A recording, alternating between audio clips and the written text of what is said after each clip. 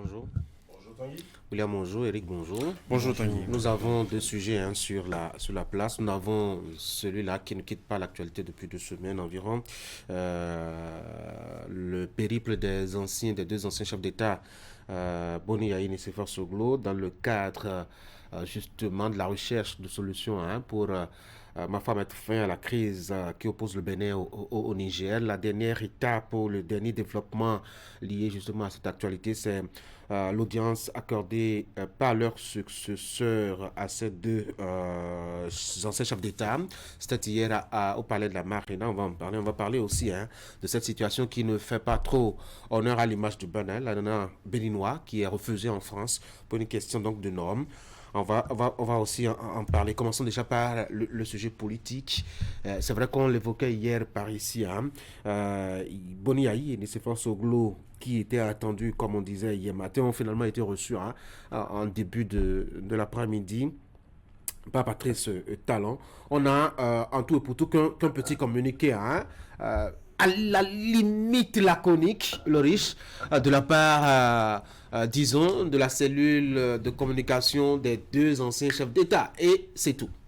Ouais, c'est tout, mais il y a l'information. Ah oui, c'est laquelle? L'information, c'est que nous avons appris que l'actuel et le dépositaire du palais de la Marina a accepté et se rend disponible pour un tête-à-tête si éventuellement il devrait y en avoir. Donc il y a une information et je pense que je préfère que les choses soient ainsi parce que cette négociation, je l'ai dit hier sur ce plateau et je l'ai toujours dit, doit se faire hors micro, hors caméra. Parce que quand il y a trop de supputations, avec beaucoup d'émotions autour, ça ne fait pas du bien à la résolution de la crise. Observez un peu les derniers développements, les écrits de Niamey, de Cotonou. Ça ne fait pas effectivement du bien à la résolution de la crise parce que l'homme, étant nanti de son ego, a des ressentis. Et parfois, quand les commentaires frustrent ou vont dans l'un sens pour soutenir un camp ou l'autre, ou discréditer un camp contre l'autre, c'est que ça n'arrange pas du tout les choses. Là où nous en sommes aujourd'hui, il y a des peuples qui souffrent. Le peuple du Bénin, le peuple du Niger qui souffre. Et ceux qui n'ont pas un intérêt personnel à ce que cette crise-là soit résolue, sont là à alimenter, oui, un comité, disons, autoproclamé médiateur, ainsi de suite, et tout ça. Ce n'est pas le plus important. Si aujourd'hui, il y a possibilité de résoudre la crise, qu'on aille vers cette résolution. Et je suis particulièrement fier de voir le président Patrice Talon, droit dans ses bottes, qui a accepté de recevoir ses aînés, ses prédécesseurs, échanger avec eux. C'est vrai que personne ne l'avait dissuadé. C'est vrai que la décision, la dernière décision lui incombe. Elle a dit, il peut les recevoir et leur notifier finalement qu'il n'est pas d'accord par rapport à ce qu'ils sont en train de lui proposer. C'est bien possible parce que c'est de son droit d'accepter ou de rejeter. Mais déjà, que ce communiqué, vous l'avez qualifié de laconique, c'est vrai que c'est succinct, assez succinct, mais ça dit beaucoup de choses. Les discussions se sont déroulées à huis clos, en aparté, mais le plus important à retenir, c'est que déjà, les deux anciens chefs d'État du Bénin ont échangé avec Tiani, il les a écoutés, ils l'ont écouté aussi, ils sont venus rencontrer le président Patrice Talon, qui les a écoutés, ils l'ont écouté aussi. Maintenant, la médiation va se poursuivre, et comme je l'appelle de tous mes voeux, que la commission de médiation ne s'arrête pas aux anciens chefs d'État, Yayi Boni et Nicéphore Soglo, que ce comité s'élargisse, surtout à d'autres personnes qui sont beaucoup plus proches de ces deux présidents qui ont du mal à s'asseoir à la même table aujourd'hui pour discuter. L'essentiel aujourd'hui, c'est aussi de voir où cette rencontre-là va se faire. Est-ce que ce sera à Cotonou? Est-ce que ce sera à Niamey? Je ne crois pas que... Vous savez, il faut qu'on fasse un peu attention à la sensibilité. Parce que il y a eu beaucoup de tensions par le passé. Maintenant, est-ce que vous voyez Tiani accepter de venir à Cotonou pour échanger avec le président Patrice Talon? C'est possible. Est-ce que vous voyez le président Patrice Talon aller à Niamey pour échanger avec Tiani? Je pense que c'est l'heure pour les deux chefs d'État de se départir un tout petit peu de leur ego, qui est tout naturel d'ailleurs, de se départir légèrement de leur ego pour que cette crise-là soit résolue dans l'humilité et la sincérité. Tiani est prédisposé à un règlement de la situation. Patrice Talon aussi. Bravo, bonne nouvelle. En principe, on devrait leur dire, écoutez, voici le numéro de Tiani, Talon, voici le numéro de Tiani. Il ne le Tiani, méconnaît voici pas. le numéro de... Il ne le méconnaît pas, et vous le oui. savez mieux que moi. Ah oui, d'accord. Les chancelleries... Si les deux sont disposés, je crois que ça doit être plus facile. Oui, en fait, Oui.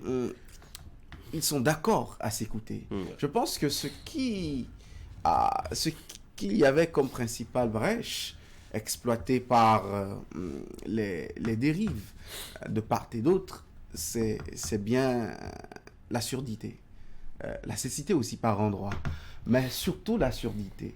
En fait, on est convaincu que l'autre a tort, on ne veut pas l'écouter, il ne fait pas bonne presse, sa tronche n'est pas ce qu'on a envie de voir. En fait, et c'est mutuel depuis quelque temps. On me dira que le Bénin a fait des pas d'ouverture, de dialogue, mais en fait, ça, c'est de façade. Je ne dis pas que c'est de l'apparat, mais ça, c'est ce que nous voyons. Urbi orbi, c'est ce qui est visible.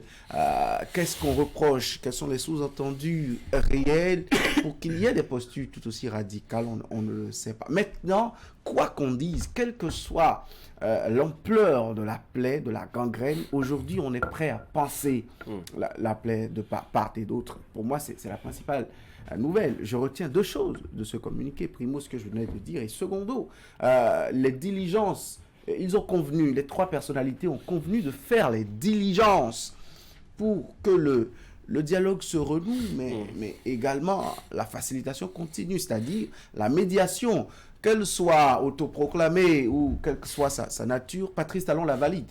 J'aimerais bien retourner sur ces canaux où des gens se sont permis d'écrire tout et rien au sujet de cette crise en prenant des positions vraiment discutables du point de vue de l'unité nationale et du patriotisme dont on devrait se revertir devant une crise comme celle-là. Bref, le dialogue naît et pour moi c'est la clé, c'est la porte d'entrée à toute issue favorable dans cette crise. Eric? Je pense que le communiqué que nous avons lu nous donne toutes les chances d'espérer véritablement que les autorités au niveau des deux pays vont engager les discussions pour un dialogue. Je note dans le communiqué que le président de la République du Bénin et les anciens présidents ont convenu justement au cours de l'audience des diligences à mener pour un rétablissement rapide du dialogue souhaité par toutes les parties. Je pense que pas toutes les parties voudraient dire que du côté du Niger aussi, quand les anciens présidents y étaient, Tiani aussi a partagé véritablement le vœu de s'engager dans un dialogue, ce que Cotonou aussi a accepté. Et donc certainement que après cette rencontre d'hier, il y aura un autre agenda, certainement d'ici quelques jours, pour que nous puissions espérer voir véritablement les différentes autorités au sommet de ces États échanger. J'ai lu avant de venir sur ce plateau aussi que du côté du Niger, Tiani a mis en place une commission tripartite, n'est-ce pas, pour s'occuper véritablement de cette crise. Je pense que nous sommes arrivés à un moment où, que ce soit du côté du Niger ou du côté du Bénin, on peut considérer, n'est-ce pas, que ce qu'on a pu observer qui n'a peut-être pas plu à X ou à Y est désormais du passé et que les regards sont désormais orientés dans le même sens, qui est donc le dialogue. Plus d'accusations. William a rappelé qu'il y a eu des dérives par le passé. D'accord, je pense que nous pouvons aujourd'hui mettre ça de côté et vraiment engager les discussions et savoir ce qu'il y a lieu de faire pour permettre aux deux parties de se sentir renforcées et sécurisées, n'est-ce pas, pour que nous puissions véritablement passer à autre chose. Parce que le monde n'est plus à ce niveau où on va se quereller pour des détails qui finalement apportent beaucoup de nuisances à nos deux populations. Alors, je dois dire, dans le communiqué, l'autre chose qu'on retient, et d'ailleurs William l'a souligné, c'est les diligences à venir pour continuer à faire tenir la flamme allumée. On parle de l'installation, de la création de comités tripartites. Les deux anciens chefs d'État vont pas aller dormir après donc ce tour entre Niamey et Cotonou. J'espère qu'ils ont encore beaucoup de souffle pour continuer. En tout cas, ils sont disponibles.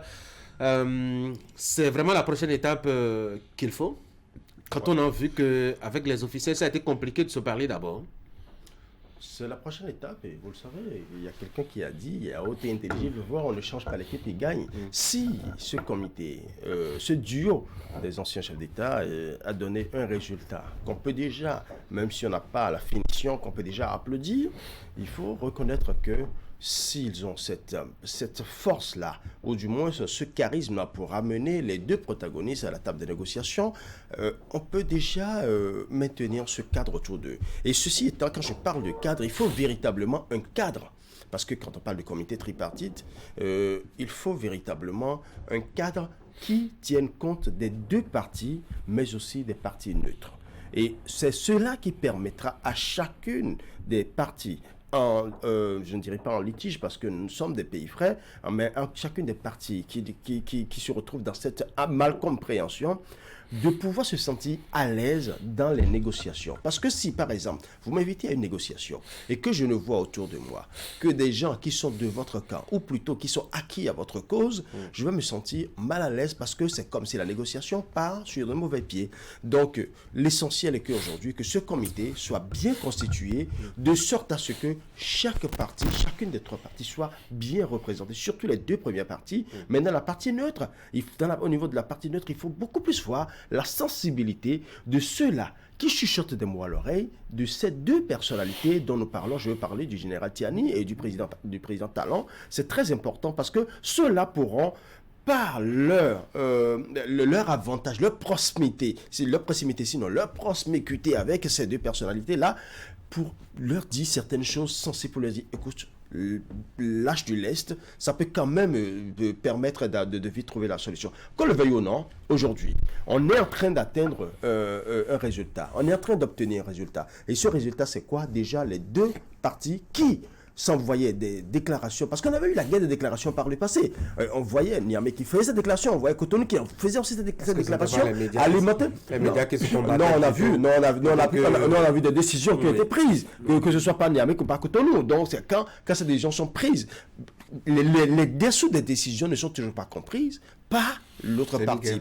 Et maintenant, les médias en ont fait également leur chou gras. Pas que les médias. Parce qu'au moins, les médias, à un moment donné, traitaient un peu l'information de façon un peu plus ou moins professionnelle. Il y a certains qui ont déconné, effectivement, qui ont fait des déclarations pas possibles. Mais sur les réseaux sociaux, c'était encore plus grave. Parce que là, il n'y a aucune déontologie. Il n'y avait rien qui frise l'éthique. Et donc, les commentaires allaient dans tous les sens. Si vous êtes Nigérien et que l'on traite votre président d'une certaine manière, c'est que directement, vous prenez parti pour votre chef d'État. Si vous êtes béninois et qu'on traite votre pays de ce petit Bénin-là, c'est que systématiquement, vous avez ressenti et vous prenez parti. Donc, je pense que c'était bien qu'on règle ce problème-là hors des caméras, hors des micros, et déjà, ce comité, c'est l'important, je dis, c'est la prochaine étape, c'est de créer un véritable cadre de concertation, un cadre de dialogue, et c'est ce cadre-là qui va encore se réunir. Et je préfère que cette discussion se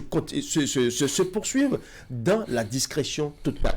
Les feux, qu'on ait la fumée, un peu comme à Rome, je reviens là-dessus, un peu comme à Rome, on ne voit jamais le conclave des cardinaux. Oui, mais on sait quand ils se réunissent. On sait quand les cardinaux se réunissent, qu'est-ce qu'ils se disent, il y a le peuple qui attend, la foule qui attend dehors, et puis on attend, on regarde la cheminée, la fameuse cheminée, et on se dit quand est-ce que ça va venir. Ça peut prendre 2 jours, 3 jours, et à la fin, on voit la fumée blanche. Je pense que c'est quelque chose de gens qui va se passer. Oui, la prochaine étape, c'est bien la mise en place de cette commission tripartite. Et comme je le disais, le Niger a donné son accord. Oui, comment est-ce qu'elle pourra se constituer? Oui, on aura des représentants du Niger, on aura des représentants du Bénin, et puis s'ajoute, on aura également les 2 anciens chefs d'État qui sont en train de conduire véritablement cette médiation. Et donc, toutes les parties sont représentées, n'est-ce pas, pour pouvoir engager une discussion constructive, n'est-ce pas, mettre en lumière les griefs et essayer de voir comment est-ce qu'on peut trouver des solutions pour permettre à toutes les parties, au-delà des intérêts de chaque partie, de voir ce qu'il faut sauvegarder pour la reprise des relations. Donc, ça va être encore un marathon pour nos 2 anciens chefs d'État. Nous prions tous les dieux de leur accorder une bonne et parfaite santé pour que cette mission qu'ils sont en train de conduire puisse aller jusqu'à terme et que les bénéfices reviennent aux 2 États. William? Vous savez, parfois quand certaines choses arrivent, dans notre coutume, on se pose la question, est-ce que la maison en question est dépourvue de toute autorité morale? Est-ce qu'il n'y a plus personne qui leur parle et qu'ils écoutent? C'est bien de savoir qu'il y a encore je n'ai pas envie de dire sages, mais il y a des aînés dans la maison. En fait, dans la situation qui est la nôtre, je pense qu'on a besoin des personnalités de ce calibre-là aussi du côté nigérien pour ajouter au collège d'aînés, de gens d'une certaine expérience pour conduire les débats dans la suite. Et je pense que les relations internationales telles que théorisées dans les plus grandes chapelles en France et dans le monde anglo-saxon ne sont pas contre ou ne vont pas à l'encontre de nos manières d'arbre à palabre chez nous en Afrique. Je pense qu'on a besoin d'un savant dosage entre la fraternité et le règlement à l'amiable de chez nous et les règles diplomatiques. J'ai comme impression que tout de suite, les deux machines diplomatiques ne peuvent pas se mettre encore en branle et qu'il faut plutôt élargir les discussions cordiales et amicales avec les différentes autorités. Pas forcément d'abord la personne des deux chefs d'État protagonistes, mais peut-être des autorités bien placées de la transition nigérienne ainsi que des responsables haut placés dans le système diplomatique et étatique béninois, le temps d'amorcer encore une autre grande phase, c'est-à-dire de matérialiser pour une première fois cette volonté mutuelle de trouver une solution, quitte à rentrer dans la diplomatie maintenant, parce que, je ne le dirai jamais assez, les diplomaties ont échoué sur cette question. Elles ont eu des limites terribles, que ce soit à leur corps défendant ou que ce soit par inefficacité, je n'ai pas envie de sortir certains mots, les diplomaties n'ont pas réussi. Et aujourd'hui, on est en train de voir que c'est de la médiation qui réussit là où la diplomatie a échoué. Pourquoi elle a échoué, la diplomatie? Je ne veux pas le savoir. Ils en sont beaucoup plus conscients. Les cadres et les politiques, les acteurs politiques qui en ont le lead. Je veux juste que pour ne pas essuyer un autre revers, on ne mette pas encore, on n'essaie pas encore la carte qui nous a fait perdre. Et c'est en cela que, sans être pessimiste, je ne dis pas que les anciens présidents peuvent conduire ces discussions jusqu'au terme. Ils n'en ont que pour quelques étapes. Hein. Le reste reviendra aux administrations et notamment les patrons actuels des différentes administrations diplomatiques, douanières, minières, de tout genre, pour une réouverture d'abord. Et c'est en cela que moi, je m'interroge sur le bout par lequel on prend le problème. On va parler, les deux questions sont en suspens, sont en débat aujourd'hui. La question de la fermeture de la frontière et celle de l'oléoduc. On reprend par l'oléoduc comme par le passé pour encore des escalades, des condamnations et des décorations côté Niamey où on va régler le problème par l'autre bout, c'est-à-dire que moi j'ai tout le temps souhaité, c'est-à-dire parlons d'abord de nos différents diplomatiques, redevenons partenaires et amis et nous nous entendrons davantage sur un projet pour lequel nous sommes tous deux partis avec une tierce partie, notamment l'entreprise chinoise. C'est vraiment la porte de sortie que moi je vois. Maintenant, nous comptons sur l'intelligentsia. L'échec de la diplomatie béninoise ne veut pas dire que nous n'y croyons plus, pas du tout. Je compte sur l'intelligentsia béninoise, sur les cadres et les ressources que nous avons. Je l'ai martelé plus d'une fois sur ce plateau. L'expérience en matière de gestion de crise au plus haut niveau de l'État béninois avec des voisins, notamment le Niger, nous n'en manquons pas. Ce n'est pas une première dans l'histoire et nous avons les armes, nous avons les ressources. Si tant est que, comme nous avons commencé à le faire, nous nous écoutons, nous nous conseillons, nous acceptons de nous écouter entre nous et ensuite de dialoguer avec les protagonistes en face qui ne sont que des frères, des gens avec qui nous allons vivre toute l'éternité parce que, entre-temps, nos aïeux, ceux qui nous ont laissé le Bénin, ceux que nous défendons avec le drapeau, eux aussi ont travaillé avec ces voisins-là. Pour le communiquer toujours, hein, je ne sais pas si les anciens chefs d'État nigériens sont mis en parenthèse d'abord. Vous savez, depuis le début de cette crise, je ne sais pas si vous êtes tombé, ne serait-ce que sur une petite déclaration des anciens chefs d'État du Niger. Et je pense que C'est d'ailleurs, si on fait une comparaison, ce qu'on n'a pas observé ici chez nous, c'est d'ailleurs, comment on dit, à l'occasion de cette médiation au Niger, que j'ai vu une photo des anciens président du Niger avec les anciens présidents du Bénin. Et je me suis dit, ah mais tiens, ils étaient là quand même là au Niger. Peut-être qu'ils susurraient dans les oreilles. Peut-être qu'ils ont fait l'option justement de ne pas... discrétion peut-être. De ne pas se prononcer ouvertement et publiquement dans cette crise. Ou peut-être aussi qu'on leur a demandé de rester sagement dans leur coin et de nous laisser faire, hein, en langage militaire, voyez-vous. Mais il n'y a pas que. Ici, nous avons vu des leaders d'opinion, nous avons vu des leaders religieux qui ont voulu, comment on dit, rentrer en contact avec des leaders religieux du Niger. Ça n'a pas été possible.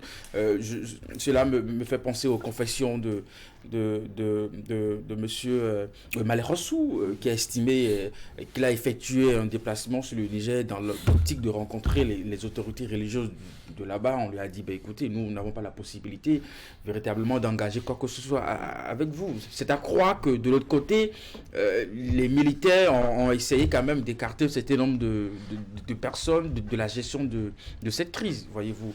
Oui, que dire aussi de la diplomatie nigérienne? Oui, je ne sais pas, juste à cette étape, quelle a été aussi leur démarche véritablement dans la gestion de cette crise. Ici, nous avons quand même eu une lettre qui a été envoyée, nous avions eu pas mal de démarches. Et donc, je pense que aujourd'hui... Un facteur qui a été conduit. Je pense qu'aujourd'hui, c'est peut-être au niveau de cette commission tripartite, et moi je me réjouis déjà que juste après le retour des anciens présidents du Niger, que les autorités du Niger aient déjà donné leur accord, véritablement, de mettre à disposition des anciens présidents leurs représentants.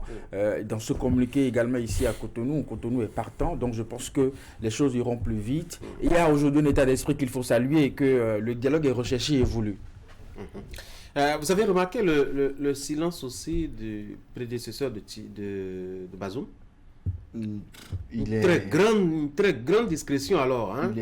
Il est malgré très mal placé. Malgré les accusations et autres. Il est très mal placé pour prendre la parole parce que selon une bonne partie de l'opinion nigérienne et d'une certaine partie de la communauté internationale, il a fomenté ce coup d'État à Bazoum. Il fait partie des instigateurs et des... On n'a pas les preuves. On n'a pas les preuves, justement. C'est ce qui a été dit. C'est ce qui a été dit. Quand on est accusé, on est accablé à ce point. Vous avez écouté les déclarations de la fille de Mohamed Bazoum sur RFI, sur le président Issifou, le prédécesseur de son père au pouvoir. Quand c'est accablant à ce point, vous avez écouté une certaine partie de l'opinion nigérienne dire que la justice est aujourd'hui instrumentalisée pour faire condamner Bazoum, mais au même moment, pour ingérence, les magistrats nigériens sont en grève.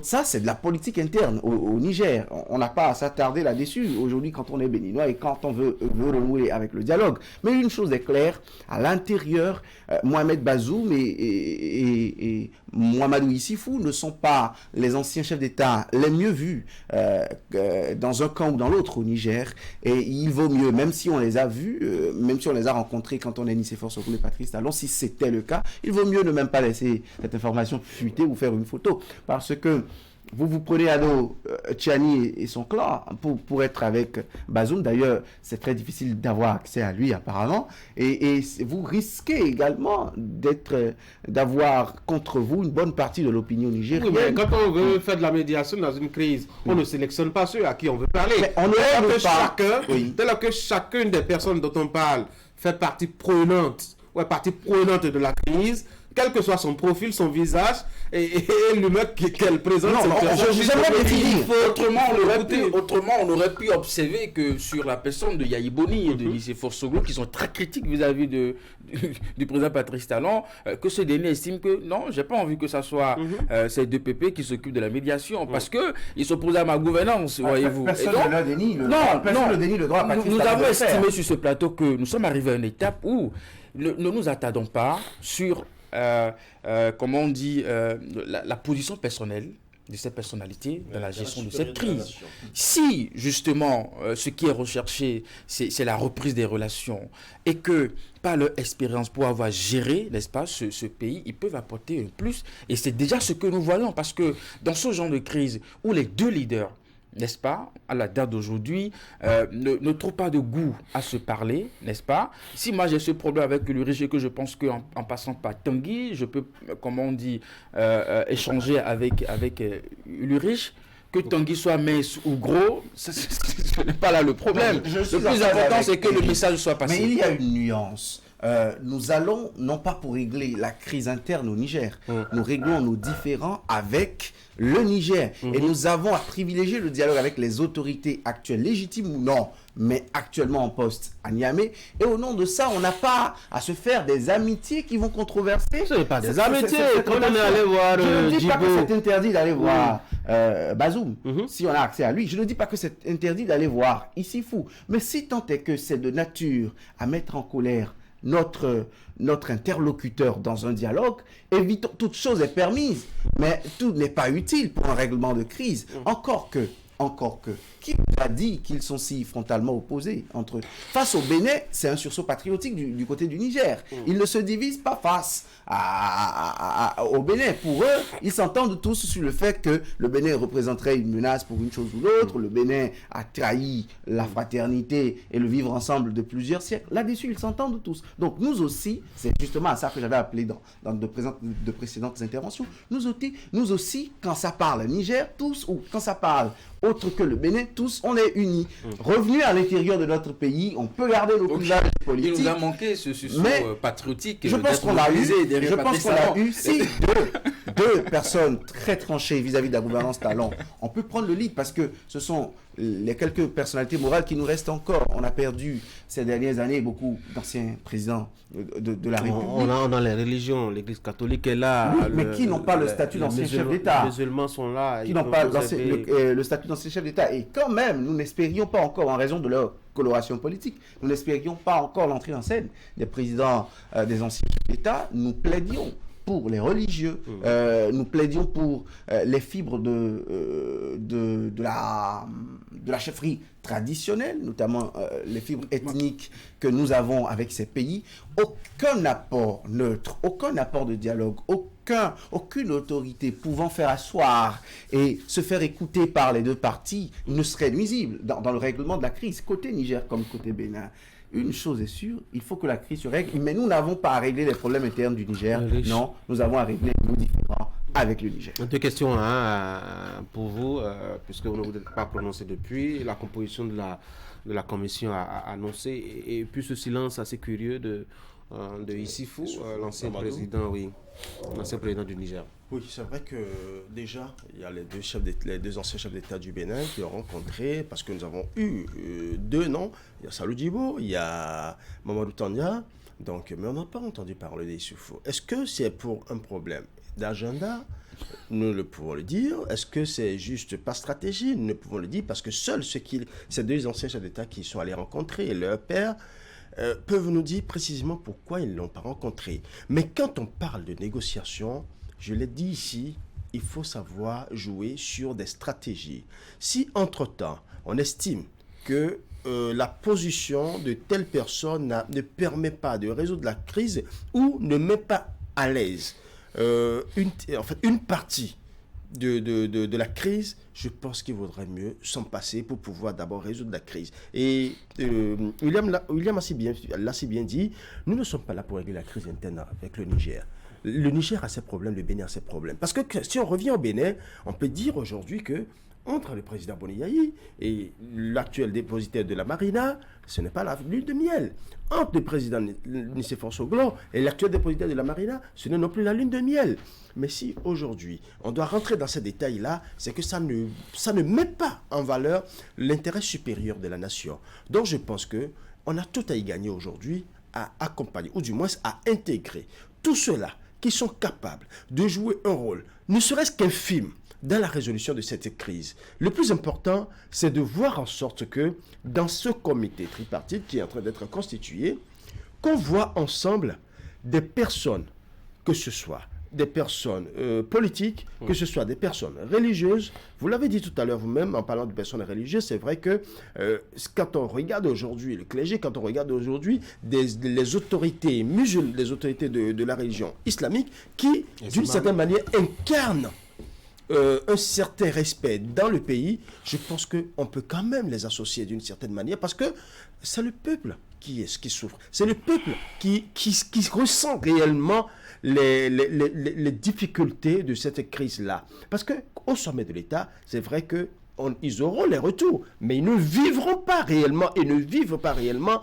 les difficultés des populations. Et je pense que ceux-là, ces personnalités-là, qui sont avec le bas peuple, qui connaissent les difficultés du bas peuple, peuvent dire attention, nous vivons telle difficulté, je pense qu'on gagnerait à faire ceci ou à faire aller dans tel sens. Donc je pense que ce comité, nul ne sera de trop dans ce comité, mais il faut faire en sorte que les sensibilités soient légalement représentées. Pourquoi? Si nous mettons des personnes également, s'ils mettent des personnes plutôt qui viendront mettre à mal le comité qui est constitué pour régler la crise, ça risque encore de mal se terminer parce qu'on aura une réunion, on aura une réunion qui va se terminer à queue de poisson, alors que ce n'est pas ce que nous voulons. Non, je pense que nous aurons sans doute au niveau de cette commission tripartite aux responsables, n'est-ce pas, du côté du Niger. Et pareil également, on aura des membres du gouvernement, du côté du Bénin aussi. Et nous aurons à côté la sagesse de nos anciens chefs d'État pour pouvoir justement canaliser les discussions et permettre aux deux parties de se faire des concessions, de voir ce qu'il faut accepter, ce qu'il faut refuser. Parce que si entre-temps... Rien ne prouve encore. Parce que moi j'estime que si entre-temps, au niveau des deux parties, on avait voulu confier cette crise aux leaders religieux, on l'aurait fait. Si entre-temps on avait voulu justement, que ce soit du côté du Niger, associer les leaders d'opinion ou les anciens présidents, on l'aurait fait. Mais ce que je voudrais faire observer, c'est que le silence qu'on observe en termes de prise de position du côté du Niger, les leaders d'opinion, les religieux, tout ça, ne veut pas non plus dire que c'est une caution qu'on apporte à la façon dont Tiani est en train de gérer aussi cette crise. Justement, peut-être que, vu le contexte, à leur niveau, aujourd'hui, ce sont les militaires qui sont au pouvoir. Attention, laissons-leur gérer leurs affaires. Nous allons observer et puis nous allons voir. C'est heureux de voir que du côté du Bénin, nous avons vu toutes sortes de prises de position et que cela, à la date d'aujourd'hui, n'est pas un élément qui puisse amener le chef d'État à renoncer à quoi que ce soit. Il est partant. Moi, j'aurais souhaité hier que les images de sourire qu'on a vues à Niamey et de Boni Yayi dans son salut militaire à Tiani, que peut-être... Un salut militaire civil. Civil. Avec des... Bon, c'est son habitude. On lui a tout le temps dit ça, que le chef de l'État n'a pas à conserver qu'un chef d'État n'a pas à conserver sa tradition nago en se prosternant légèrement, mais Boni Yayi l'a gardé plus de 10 ans, pendant 10 ans au pouvoir, et bientôt 10 ans qu'il a quitté le pouvoir. C'est le signe de la bonne éducation. Il l'a gardé, justement, c'est son éducation. J'ai lu aussi une grande humilité. Mais en fait, je voulais aussi, parce que la communication politique est dedans, j'aurais voulu qu'on ait, ne serait-ce que des images comme ça du palais de la Marina hier, pour lire entre les atmosphères qui ont régné. Ça aussi, c'est important. Ça aussi, c'est pouvoir oui, on veut de la discrétion dans les déclarations, même dans les images, dans les déclarations, dans les propos, on veut bien de la discrétion. Et vous voyez ces sourires larges qu'il y avait au palais, voilà, Boni Yayi dans son salut. dans son salut. 3 fois. Ah, Tiani. C'est pas fini. 4 fois. Encore. Bon, c'est l'homme en fait. Donc, en fait, c'est le symbole de l'humilité. Justement, j'aurais bien voulu voir les images du palais de la Marina pour voir comment du côté béninois les échanges se sont déroulés. Mais ce n'est pas le plus important, ça c'est un détail. Le plus important c'est le dialogue. Imaginez qu'ils ont été reçus dans une ambiance chaleureuse. Je voulais ne pas imaginer, je voulais voir. Donc très chaleureuse. L'essentiel c'est ce qu'on retient du communiqué. L'essentiel c'est que aujourd'hui nous avons deux chefs d'État qui sont prêts à discuter. C'est ce qu'on doit retenir. Les gars, merci beaucoup. J'avais promis qu'on parle de l'ananas. Oui, et puis on s'était préparé pour ça. Quand même, hein. Oui, non, prenez votre... Préparez-vous d'abord. On veut tester l'ananas ici. On avait amené de quoi tester l'ananas.